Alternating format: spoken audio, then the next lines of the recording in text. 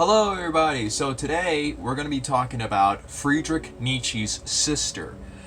Friedrich Nietzsche is possibly one of the greatest philosophers in history, and I really like him. There's a really great documentary about him that I recommend, and I'll put the link to the video in the description below, called Geniuses of the World. That documentary, it was produced by the BBC. It's such a great video, because in the sense of like, it really goes over the important aspects of his life and really shows the genius that he was, and it kind of shows how in the end, when he later died, how the latter years of his life were just terrible, and his mental health deteriorated and everything got worse.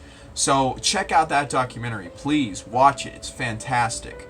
But I don't want to be talking specifically about Friedrich Nietzsche, because there's tons of fantastic videos already out there talking about Friedrich Nietzsche and his philosophy. What I want to talk about is Friedrich Nietzsche's sister.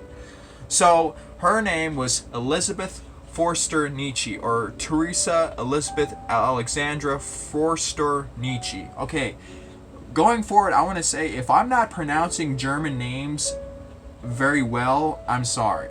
Okay, I'm really sorry, but please deal with this.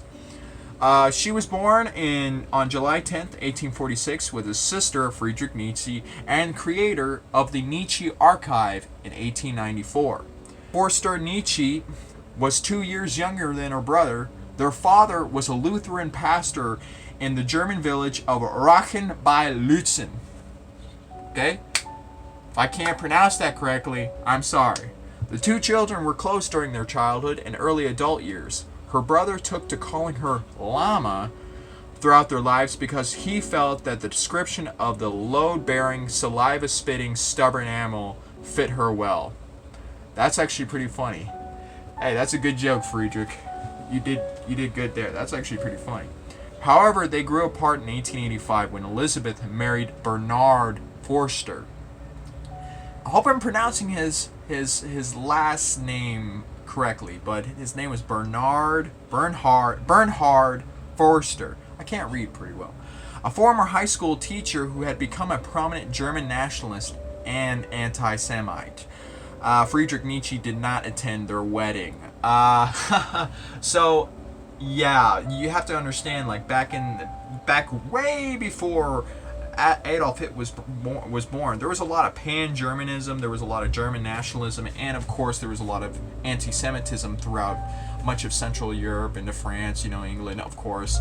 But yeah, Friedrich Nietzsche, I don't know where I got this from, but I hope this is true. Friedrich Nietzsche saw anti-Semites as failed abortions, and he really despised these people. He really did. So Bernhard was very much an avid sort of racist and sort of anti-Semite, and his plan was to get away from Europe, as he saw it was being controlled by the Jews, and set up a new colony in Paraguay. This is insane.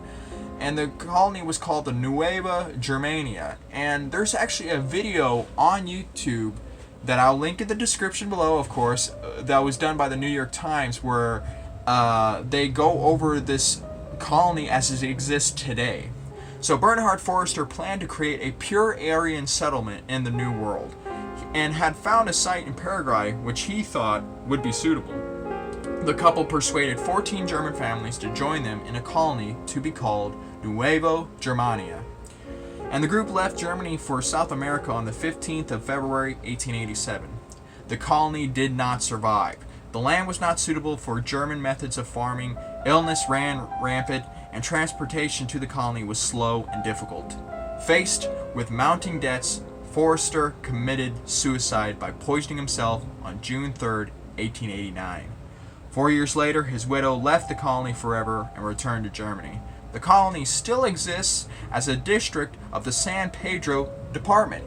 And as you're seeing with the video, there's still people who live there. There's still people who, even though it's a small number, who are sort of believe in the ideology that he had of like German superiority, while many of them what happened is they kind of saw the colony as sort of a failure, and they went off and they kind of mixed with the Paraguayans, and they sort of, developed their lives outside of those kind of colonies.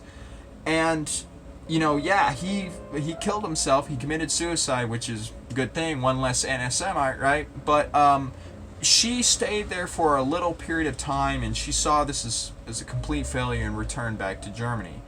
Now, at this time, when she came back, Friedrich Nietzsche's mental collapse occurred in 1889.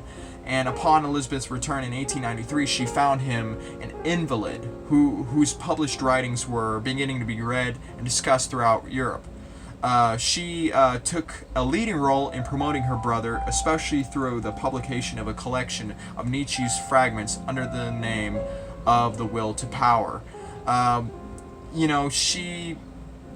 She understood that here she had the opportunity to, being that her brother was not in the best condition, she could take advantage of this. Supplied with administrative experience, she assumed the roles of curator and editor of her brother's manuscripts. She hired a tutor that she might understand Nietzsche's works, but the tutor despaired. A lot of his philosophy is very difficult to understand, Nietzsche. But that's how it is. Nonetheless, she edited Nietzsche's writings that they might conform with her own ideas. She also wrote biographical material about Nietzsche, which even their mother dismissed as nonsense. You have to understand that her mother was their mother was extremely religious at that point. Of course, what's going to happen is that she was going to edit the manuscripts to fit in with her ideas. Through her additions and influence, Nietzsche's name became associated with German militarism and Nazism, and she herself became a member of the Nazi Party. And this was important to Adolf Hitler because this was a huge win for the fact that he had Nietzsche's sister on their side in the Nazi Party. And when she died in 1935, Hitler even attended her funeral. And this is kind of incredible. But the one thing is I've noticed with like Friedrich Nietzsche in the past, a lot of people who are not aware or not informed really do constantly associate him with Nazism. And this is understandable. Even in the documentary, this is addressed about how his sort of ideas of the Untermensch and the Übermensch can be interpreted differently and can be used for supremacist ideologies. But Nietzsche was, when he was talking about the Untermensch and the Übermensch, of course he was talking in philosophical terms. But here, she saw an opportunity. She saw an opportunity to further her racist, anti-Semitic ideas by editing his manuscripts, because he was at this point really losing his mind and his health was deteriorating. And it's terrible. It's awful that he died. And it would be like if I wrote a book and I died and a family member I don't like was like editing the version of my book. I can't do anything. I'm dead, And that's what's sad. And she was an awful person. Her husband, who, he died in Paraguay trying to be a moron, setting up a colony. Look what happened. Didn't accomplish anything. And it's sad, but it's what's reality. So a lot of what we associate Nietzsche with the Nazis, you have to think of his sister.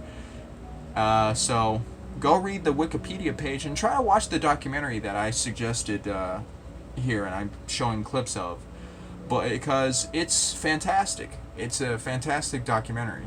Sorry if I can't read well or if I can't form coherent ideas in this video. I try my best.